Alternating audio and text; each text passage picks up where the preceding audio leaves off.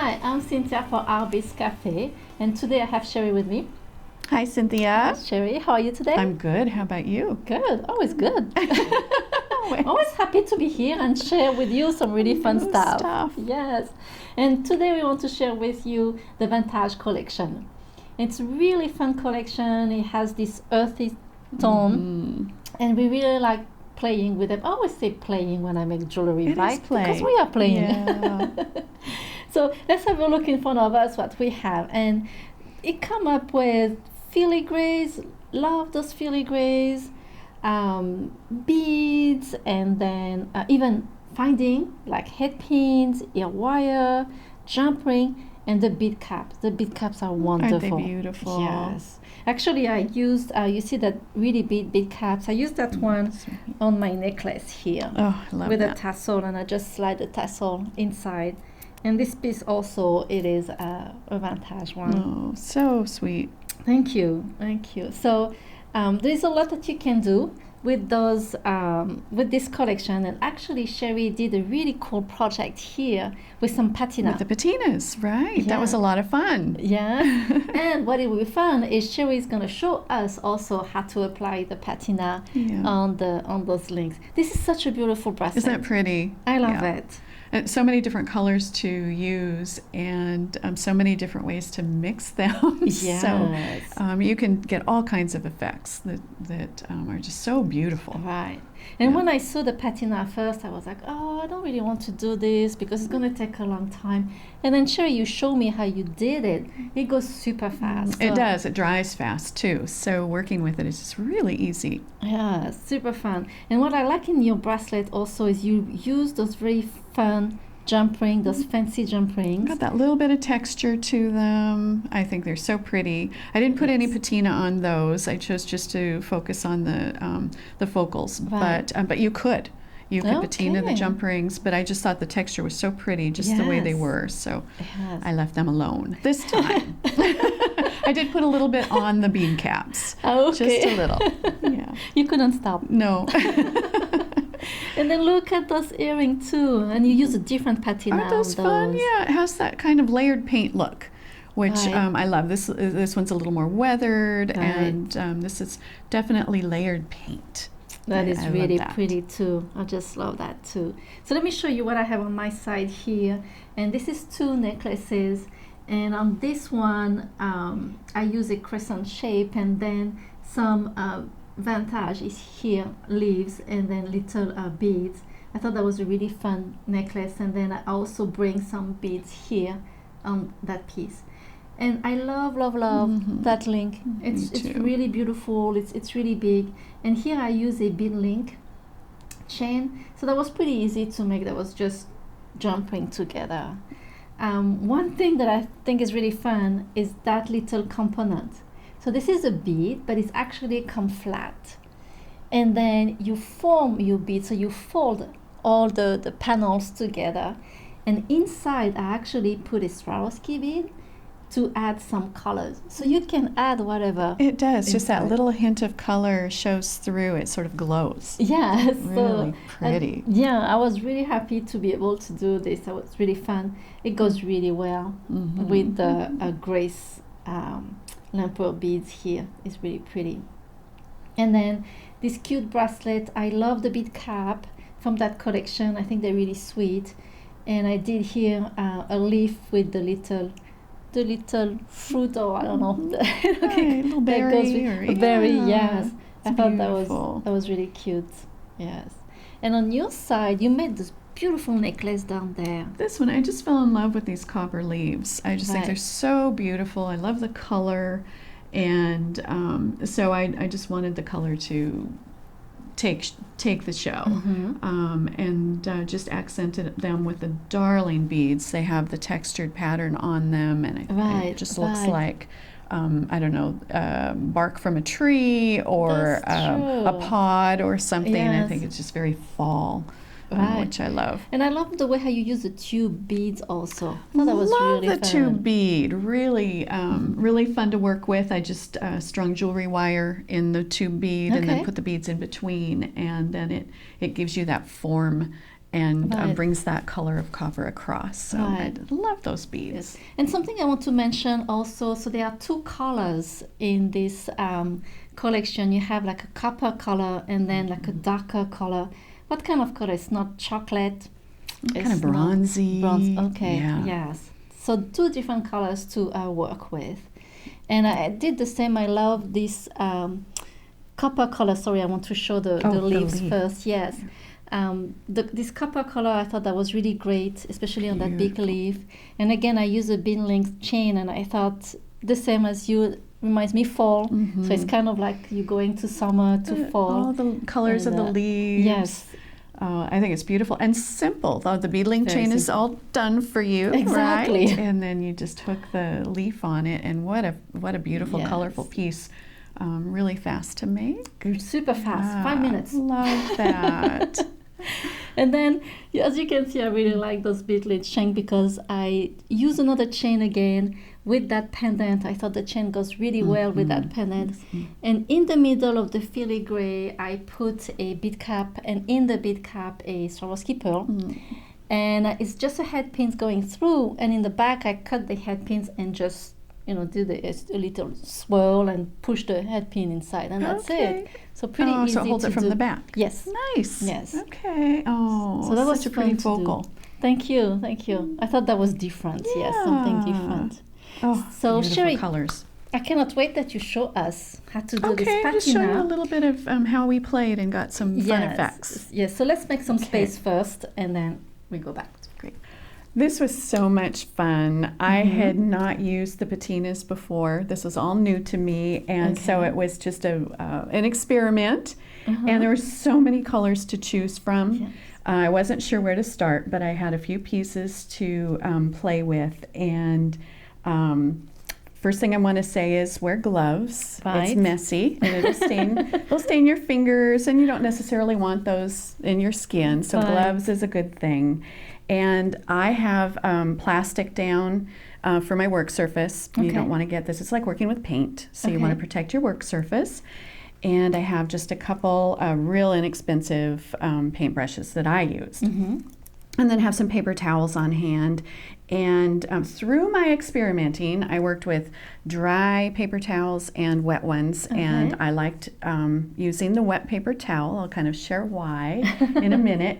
So I have that ready as well. Great. I want to show you a little bit of what I played with. This is a gorgeous rose gold.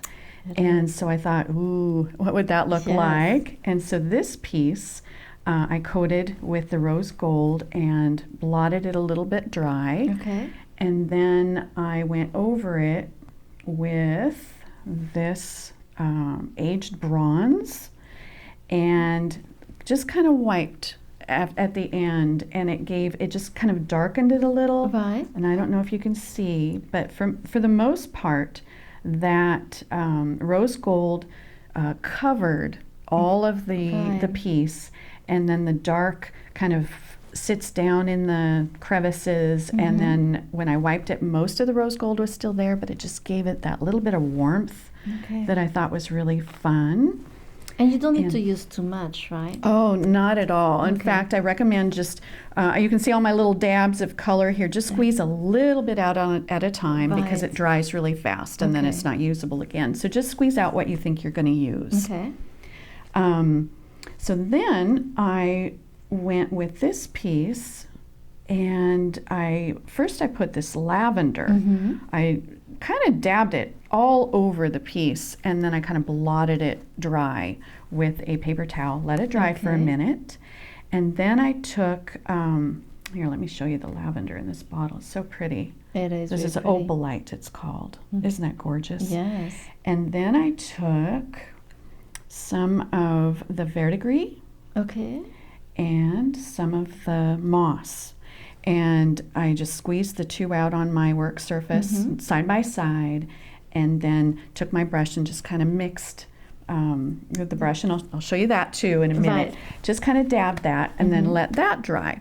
Well, all that turquoise and moss completely covered all my lavender. Oh. And so I then, after it was dry, I took a sponge, kind of a rough sponge, and then kind of sanded the surface, and then that raised or removed the color from the highlights. And I thought that just turned out beautiful. It is. And you can see the hint of purple here and there. I really like that. Just a little bits. What it did do, though, is it removed that darker antique. Right. So you don't see much of that. And it's beautiful, but what I was going for, what I was hoping to accomplish was that dark antique look underneath. Right. So then I did this one, and that time I put a little orange under there, and then the moss green and the turquoise, and layered it and got that effect. And so Beautiful. Then I thought, okay, now I'm ready to do it on the piece that I'm going to make. Right. And so I'll show you how I did that. That's this bracelet here, and but I'm going to demo on this piece so you can see the effect. So first I took some orange, and like I said, you just want just a little bit because it goes pretty far. And you say it dries fast. It dries fast. Okay.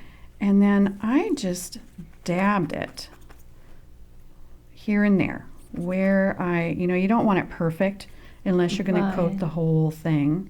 But in this case, I didn't want orange everywhere. Okay. So you can see that it's just here and there, but not everywhere. And then it's not too, I don't have pools of color, so I'm just going to leave this. If I had pools of the patina laying here, I'd kind of blot that because you don't want, that settling. But I'm going to let that just dry for a minute. And then I took a little of this Filigree. It's so funny how colors, they mix together, they change completely. They I wouldn't do. thought that you would use the Filigree for this. And then with the moss. And the moss. And then I just took my brush, and I wanted kind of both of them. So I just kind of mixed it here and there, so it was kind of a blend, but then in some places I want a little more blue or a little more green, and I just started coating, just covering, not absolutely everything. Because you still want to keep the orange. I want to see some of that orange. Okay. Of course, you can always go back and add. Right. And then what I found is, at first I blotted the excess with a dry towel, and I found that a damp towel was a little more forgiving. You can always go back and add more if you don't think your coverage is enough. But I just blotted like that. So now you still see I've got quite a bit of orange, and I don't want quite that much. Right. So I would go back and just do a little bit more. Just where do I just want to see it peeking through. And it's way easier to add more than it is to remove. A little harder to go back. And then just kind of blot it here and there. And then I just kind of repeated that process until I got it just the way I liked. And then if I covered it up too much of the orange, put a little orange on there again. It's very, very forgiving. And then it dries really fast. And that's all I did. And that's it. Yeah. Okay. So that was this one.